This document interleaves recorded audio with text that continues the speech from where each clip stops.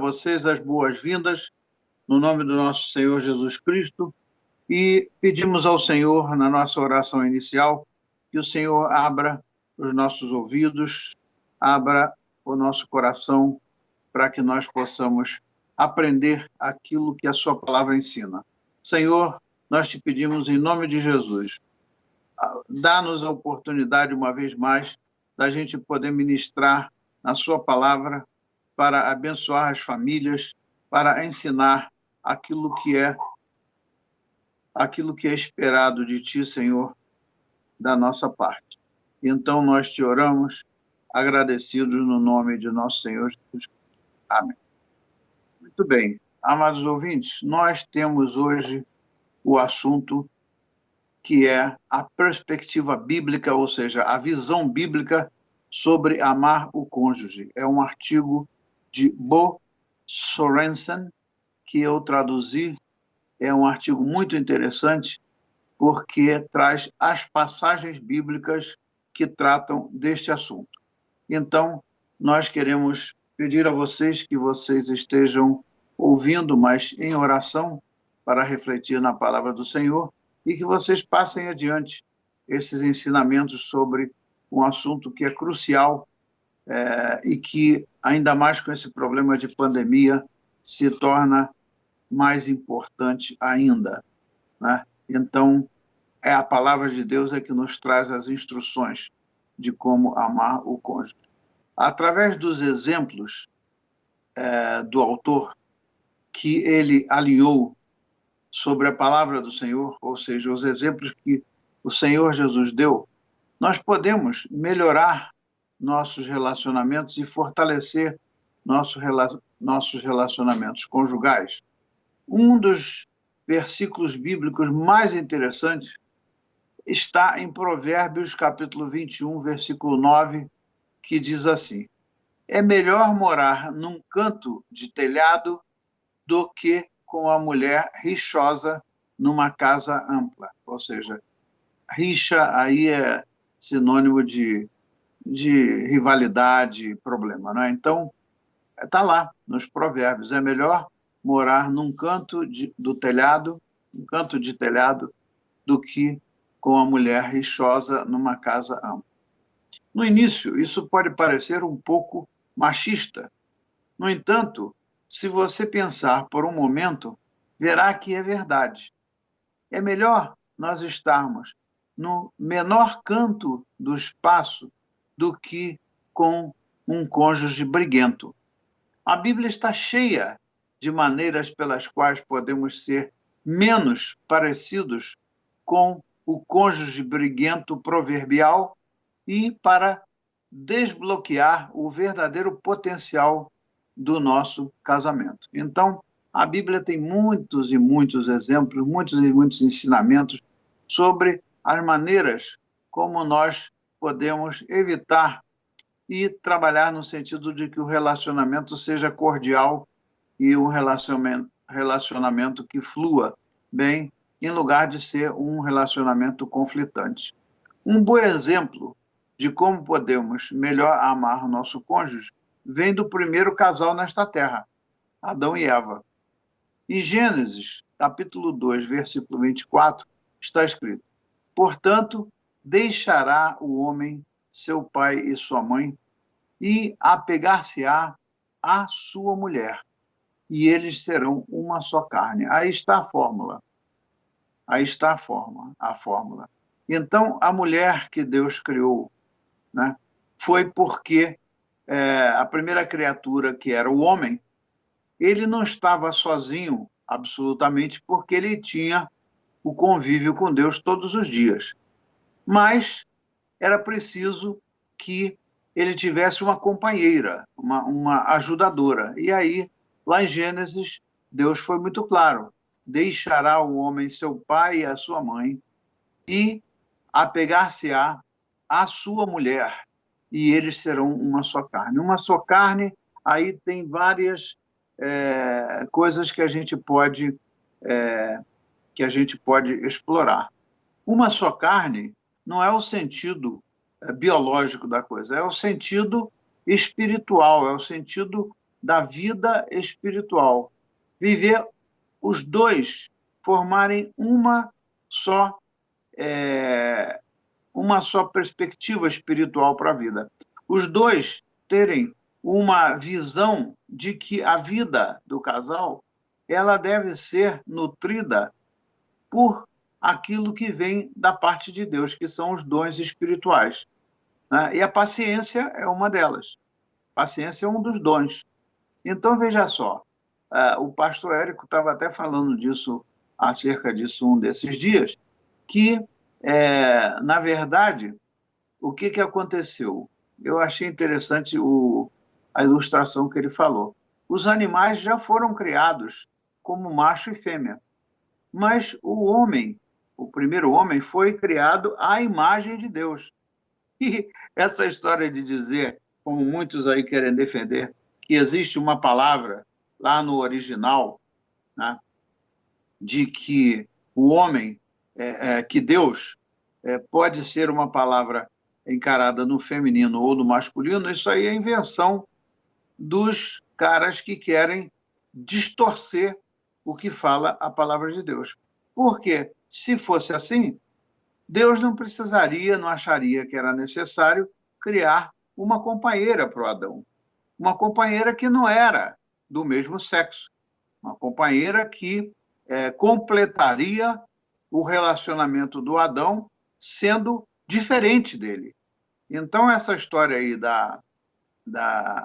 que eles estão inventando hoje em dia, que estão propagando desesperadamente pela mídia, de que o homem pode optar por ser homem, por ser mulher, ou vice-versa, isso é um absurdo, porque não condiz com a palavra de Deus, né? Senão, como disse o pastor Érico, não era preciso de Deus criar uma mulher que foi criada da costela do Adão para ser a ajudadora dele e de um sexo diferente. O papel que a mulher tem no relacionamento conjugal não é só por causa do sexo, mas é um papel extremamente importante, porque o homem não pode procriar, né? Essa história de ter famílias que são homem casado com homem, aí adotam crianças.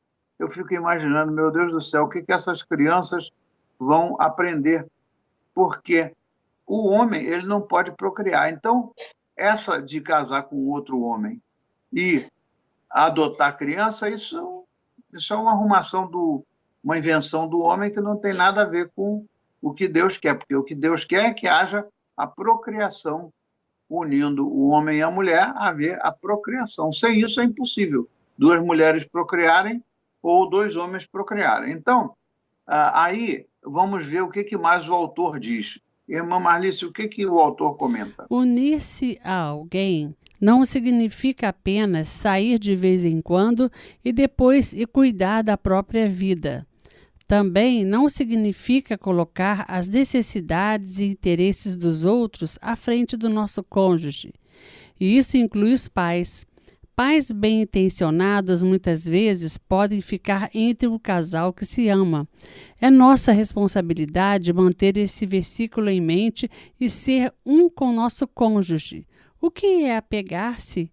O dicionário define apegar-se como prender-se ou aferrar-se.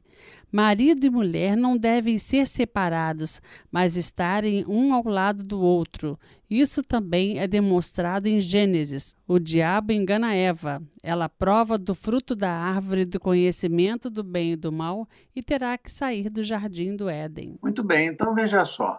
Há aí uma observação muito importante que ele faz. Então, o sentido de sermos um com o cônjuge a palavra sinônima no dicionário é prender-se. Quando você se prende, quando você se... Aqui tem uma outra palavra que é aferrar-se, é uma palavra também difícil, mas é prender-se, é agarrar-se um com o outro. Então, toda vez que existe, né, uma separação, não digo separação no matrimônio, mas separação em atividades, um fazer as coisas que quer, o outro fazer as coisas que o outro quer, e viverem separados no sentido das atividades ou das coisas que precisam de ser feitas em comum, e por isso eles são casal, essa imagem que o diabo botou na cabeça do mundo aí, de que o homem faz o que ele quer dentro do casamento e a mulher tem autonomia também para fazer o que ela quer, isso vai inteiramente em confronto ao que é o plano de Deus. Totalmente em confronto, porque essa separação, essa autonomia dentro da palavra de Deus não existe, né? Então, Adão poderia ter permitido que Eva fosse sozinha. Em vez disso, ele atendeu a palavra do Senhor e se apegou a Eva e foi expulso do jardim do Éden junto com ela, até porque estava com ela quando ela desobedeceu a ordem de Deus. Existe aí também uma outra coisa, um equívoco muito grande na interpretação que muitas pessoas fazem quando dizem que quem desobedeceu a Deus, quem comeu do fruto proibido, que a culpa foi só de Eva. A culpa não foi só da Eva. A culpa foi de Adão também, porque ele estava com ela. Se ele estava com ela, como é a realidade, e Deus tinha feito um para o outro, ele jamais poderia se isentar da culpa, né, permitindo que ela tivesse desobedecido. Qual era o papel dele? Era impedir, né, criar uma maneira de impedir aquela atitude dela de desobedecer o que Deus mandou. E aí, ele sendo omisso, não se pode interpretar que foi só ela que desobedeceu a ordem de Deus. Se estavam juntos, um desobedeceu por ação e o outro desobedeceu por omissão. Então, essa de jogar a culpa só em cima da Eva, isso é uma invenção do homem que interpreta mal o que está escrito nas Escrituras. Então, embora o exemplo acima envolva Adão e Eva estarem fisicamente juntos, este princípio não se aplica apenas à presença física. Não é só a presença física, é a questão do relacionamento espiritual, porque a presença física, ela permite e ela requer, para obedecer a Deus, ela requer a obediência de ambos. Agora, a ausência física, entre um e o outro, a ausência física abre uma porta para quê? Para um agir à revelia do outro, não é? Se não estão juntos ali, nas coisas que têm que ser feitas, o tempo todo juntos, e participando das decisões e fazendo as coisas juntos, o que acontece? Se estão um ausente do outro, seja por qualquer razão, aí um, logicamente, sozinho, acaba sendo tentado a fazer alguma coisa sem que seja de comum acordo com o outro. Aí, pastor, se um faz uma coisa que o outro não concorda, aí é motivo da briga, motivo da discórdia, né? Do desentendimento. Exatamente. Então, nós temos também de estarmos em um só propósito, também com os nossos filhos e com os outros membros da família. Agora, se os outros membros da família não concordam com alguma coisa, é problema de cada um. Mas mulher e marido e os filhos têm que estar no mesmo barco. Então, há divisão, e quando a casa é dividida, o que está acontecendo? Está dando uma brecha para o diabo entrar. Quando a mulher, né, quer orientar os filhos num sentido e o marido orienta no outro sentido, aí houve uma divisão na casa. E a casa dividida é um portão aberto para Satanás. Então, há poucas coisas mais degradantes ou mais terríveis do que falar de alguém pelas costas. Aí o que acontece? Um malha o outro, um fala do outro, pode ser até no meio da família e qualquer coisa. Já essa crítica um do outro, quando feita perante outras pessoas, já mostra aí uma divisão. Já não estão no mesmo espírito. Então, é ainda mais preocupante quando acontece isso entre os cônjuges, de um fazer comentários a respeito do outro, seja com quem for. Isso não deve ser feito. E que mais diz ele? Voltando ao livro de Gênesis, devemos ser uma só carne. Somos duas partes de um grande todo. Devemos amar e valorizar o nosso cônjuge como Cristo o ama e valoriza.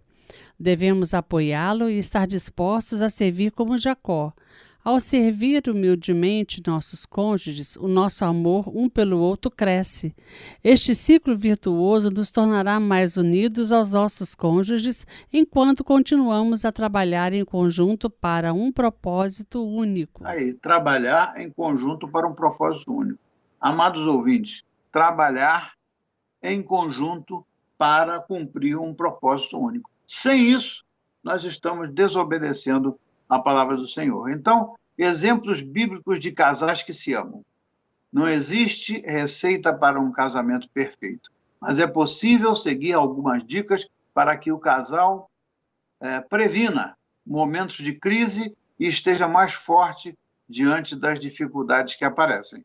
Uma ótima fonte para isso, de acordo com o conselheiro familiar Edinaldo Juarez da Silva, né? É um estudioso do assunto, ele diz o seguinte: afinal, esse livro milenar, que é a Bíblia, traz diversas histórias a respeito de relacionamentos e apresenta recomendações importantes para a vida a dois.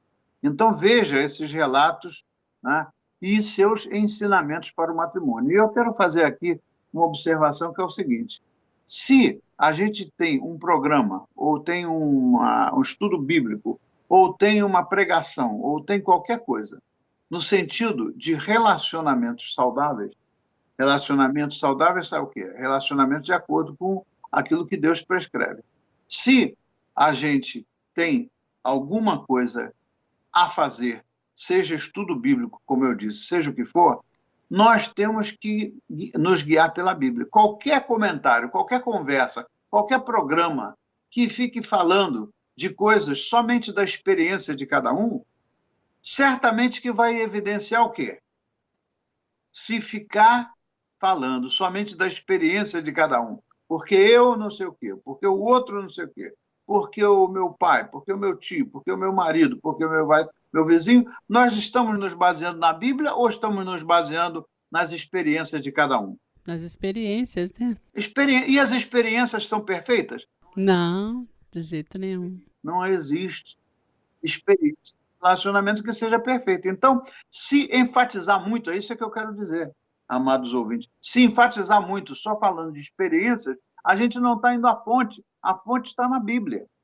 Então, vamos ver o exemplo, por exemplo, de Sansão e Dalila, no livro de Juízes 16. O que diz aí sobre o Sansão e a Dalila, irmã? A história de Sansão e Dalila mostra como é importante seguir os conselhos dos pais durante a escolha do cônjuge e a necessidade de o casal compartilhar os mesmos princípios já durante o namoro para prevenir conflitos no futuro. Se Sansão tivesse feito isso, teria evitado um final muito triste para a sua vida.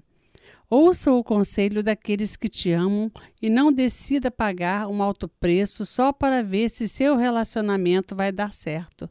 Segundo Silva, o personagem foi criado de maneira especial por seus pais e orientado a escolher uma esposa que tivesse recebido educação semelhante à dele. No entanto, preferiu se envolver com mulheres de outros povos, como Dalila, e revelou à companheira um segredo que Deus havia ordenado que ele não contasse a ninguém. Aí ela usou isso para atrair Sansão e entregá-lo nas mãos dos filisteus, e ensina os casais de hoje a fugir da união desigual. Está vendo só? Isso aí é uma coisa muito séria, amados ouvintes. Você tem que fugir, desde o namoro você tem que ver, né, qual é o tipo de pessoa com quem você está se envolvendo, né, os hábitos da família e tudo isso daí, porque se você buscar uma união desigual, ou seja, julgos diferentes, um é cristão e o outro não é cristão, por exemplo. Eu não conheço um caso, nem entre americanos, nem entre latinos, eu não conheço, nas igrejas que eu passei, não conheço um caso em que aquele que é cristão consiga facilmente levar o que não é cristão para a igreja. O que acontece, e acontece em muitos casos que eu já vi, eu posso estar falhando em algum deles que eu não tenha me lembrado, mas o que acontece quando há um casamento no jugo desigual é que o marido é que tira a mulher da igreja. O marido, que não é cristão, é que tira a mulher cristã da igreja. Ou vice-versa. A mulher que não é cristã acaba tirando o marido cristão da igreja. Pode até haver casos que isso não ocorra, mas a regra geral, maciçamente os casos que eu conheço, inclusive, não é logo de pronto quando casou, não. É, às vezes, mais tarde, lá adiante, quando o casamento já se dá por muitos anos, né? Aquilo que era uma coisa forçada, porque um dos cônjuges ia à igreja só para agradar o outro, vai chegar um momento na vida que, se ele não aceitou a Jesus Cristo, ou se ela não aceitou a Jesus Cristo, ele vai, seja por qualquer razão, ele vai tirá-la da igreja, ou ela vai tirá-lo da igreja. Eu conheço muitos e muitos casos. Então, tem que se prevenir antes de casar, porque depois que casou, aí a coisa fica pior, se separar, né? Então, ouça o conselho daqueles que te amam e não decida, amado ouvinte, pagar um alto preço só para ver se o seu relacionamento vai dar certo. Como muitos dizem, eu vou casar com ela, se der certo, tudo bem, se não der certo, a gente se separa. Isso aí é uma afronta a Deus. Isso é uma afronta à palavra de Deus. Deus não quer que isso aconteça. Então, por isso, uma das lições aprendidas nesse relato, né, é de que marido e mulher devem estar juntos, evitando que um dos cônjuges trabalhe em outra cidade, o que também é muito comum. Lembre-se de que a distância entre o casal é muito perigosa. Alerta o especialista de que nós estamos falando. O outro caso, o outro exemplo é de Davi e Batseba, 1 Reis, capítulo 1, e 2 Samuel, capítulo 11. Esse relacionamento entre Davi e Batseba começou por meio de uma traição e trouxe muitas consequências negativas à família de Davi. Vocês conhecem, né? O exército saiu para ir lutar contra o inimigo, o Davi, vocês conhecem a história, o Davi ficou lá no palácio e aí não tinha nada que fazer, ficou olhando para a casa do vizinho, para a casa da vizinha, né? Que era onde morava Batseba, o marido dela estava na guerra, e aí daquela paquera, ali como diz aí no Brasil, daquela paquera resultou um relacionamento que trouxe muitas consequências negativas. Basta você ver a história de Davi e depois a história de Davi com Batseba. De acordo com o relato bíblico, o primeiro erro aconteceu quando o rei enviou seu exército para lutar, mas não acompanhou os soldados. Pelo contrário, ficou ocioso no palácio e abriu espaço para que a sua mente vazia imaginasse possibilidades com uma mulher casada que ele viu. Então, Davi também deixou que esses pensamentos ganhassem volume e convidou Batseba para encontrá-lo no palácio e deitou-se com ela. Convidou Batseba para encontrá-lo no palácio e deitou-se com ela. Relata o conselheiro familiar Edinaldo Juarez da Silva, autor desse artigo. O que mais diz aí, irmã? Diversos problemas surgem como desdobramentos de um início equivocado. Segundo ele, o personagem da história ainda encomendou a morte do marido daquela mulher na tentativa de encobrir o que havia feito e deu sequência a uma sucessão de erros que destruíram sua família. A história de Davi não ficou sigilosa e ele perdeu o respeito e a autoridade diante de seus filhos. Com isso, viu o herdeiro Absalão tentar usurpar seu trono e também matar o irmão Aminon, que abusou fisicamente da meia-irmã Tamar. São diversos problemas que surgem como desdobramentos de um início equivocado e que trazem uma grande lição para todo o casal. Então veja só o desastre que aquilo causou. Uma coisa que no momento ele achou extraordinário, que foi paquerar, na gíria aí que se usa no Brasil, foi paquerar a mulher do Urias, né? Ele estava lá na guerra e ele estava ali tendo um relacionamento com a mulher do Urias.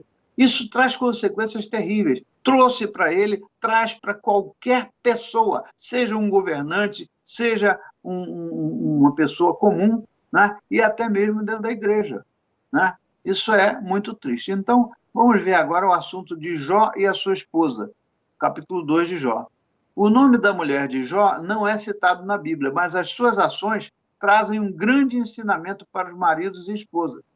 De acordo com a história, esse casal perdeu a sua riqueza, sofreu muito com a morte dos filhos e precisou lidar com uma grave doença que debilitou Jó.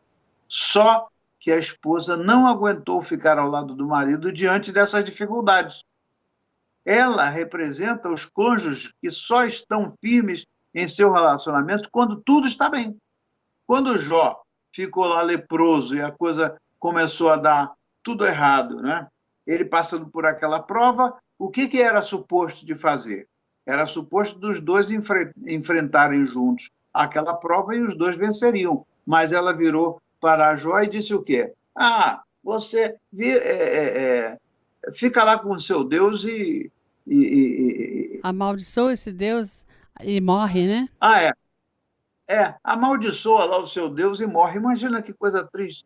Então, quebraram o voto conjugal de permanecer fiel na saúde e na doença, na riqueza e também na diversidade, explica o conselheiro. No caso do Jó, é claro isso aí.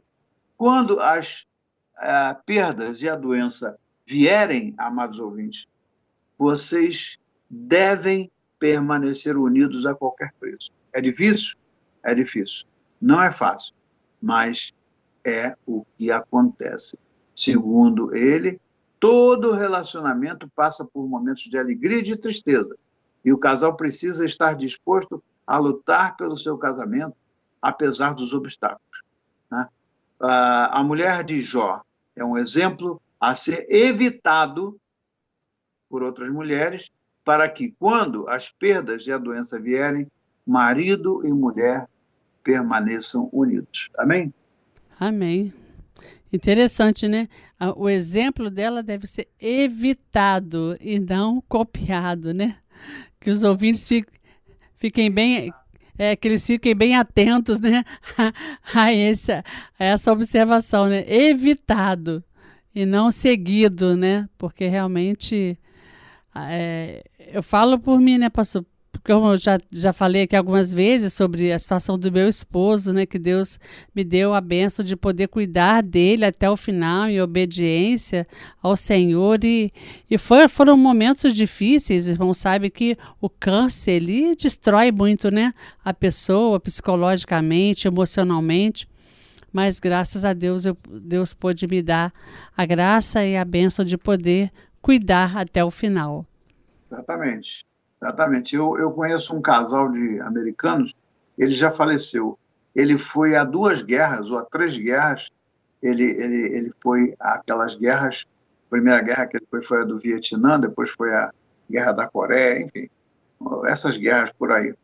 E quando chegou, ele sempre foi um homem muito ativo, um cara muito ligado ao Senhor, um servo de Deus, muito ativo na vida espiritual dele. Ele sempre saía, todas as oportunidades que ele tinha, ele saía evangelizando as pessoas, etc. E esse homem chegou a um ponto que ele já não podia mais caminhar como ele fazia antes, morava num apartamento no primeiro andar, que tinha que subir uma escada, um apartamento muito, muito bonito, muito bem localizado, um apartamento lindo, muito bem equipado, mas chegou ao final, quando ele já não tinha mais condições, né? O nome dele era Richard e o nome da mulher dele era Miriam. Miriam, porque ela ainda está viva. A Miriam, que gostava demais daquele apartamento, eles gostavam muito dali. Os filhos disseram: agora o papai não tem mais condição de ficar aqui. Nós vamos ter que levar o papai para um lugar de pessoas idosas. Aliás, pagaram para um lugar muito bonito, um lugar muito bem arrumado e tal. Moravam num kitnetzinho dentro daquele grande complexo, mas ali tinha tudo que era atividade, tinha assistência médica, tinha tudo, né? E a Miriam, em lugar de dizer: não, eu não vou, eu fico num apartamento, não. Ela foi junto com ele, e viveu junto com ele até o último dia dele. Então você vê que, nesse caso que eu estou falando, é o exemplo do que se deve fazer, né? Então, você pode orar para encerrar, irmão? Amém, Senhor. Ó Pai querido, nós queremos agradecer, Senhor, a oportunidade de estarmos, Senhor, ó Deus, tratando deste assunto, Senhor, onde, ó Pai, muitas famílias, muitos casais se encontram em situações assim parecidas, Deus, e que Tu possas, Senhor, Jesus, ajudá-los ó Pai, encontrar sempre, Senhor, em Ti, Pai, a solução, a orientação, Pai, para que possam, Senhor, continuar nessa jornada, Senhor, que o Senhor, ó Deus, como diz a Tua palavra, Senhor Jesus, que o Deus ajuntou, não o separe o homem, ó Deus. Em nome de Jesus que te pedimos e agradecemos. Amém.